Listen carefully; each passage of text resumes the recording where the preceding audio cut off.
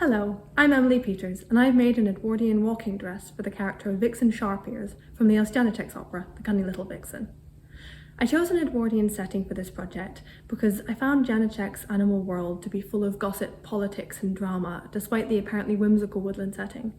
It reminded me of a high society ball where everyone is vying for social status. I was also excited by the idea of using historical colour, texture and details to reference the animals and make them recognisable.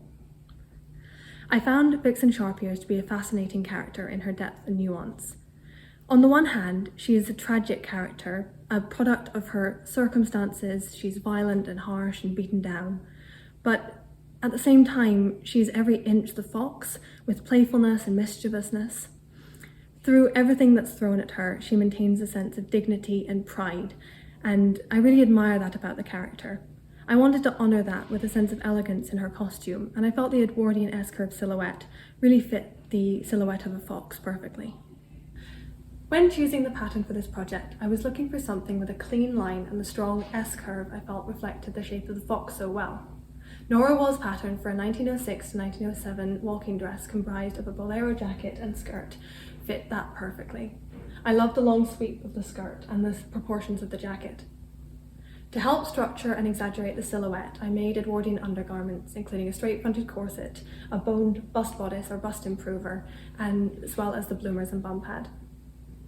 The biggest changes I made to the pattern were shortening the hem at the front to exaggerate the legs of the fox, as well as adding this pleated panel to the front of the skirt. The pleats were one of the most challenging parts of the making process, as I had to get the proportions just right, as well as maintaining the structure of the skirt.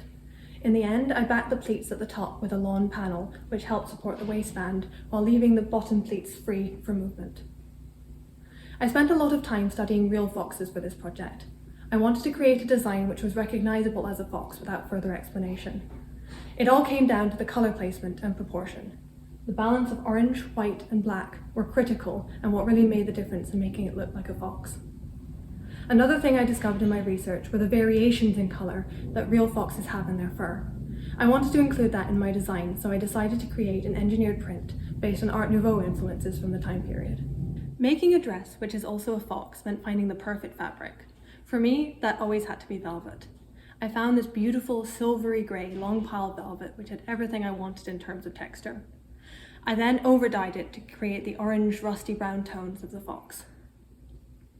The velvet then presented a major challenge when it came to creating my engineered print, because I didn't want to ruin the texture of the velvet by screen printing onto the pile. Instead, I thread marked the pattern and hand painted it in acid dyes. I then rolled, steamed and washed the velvet to set the dye and restore the pile. I'm very excited to be a part of this competition. Thank you very much.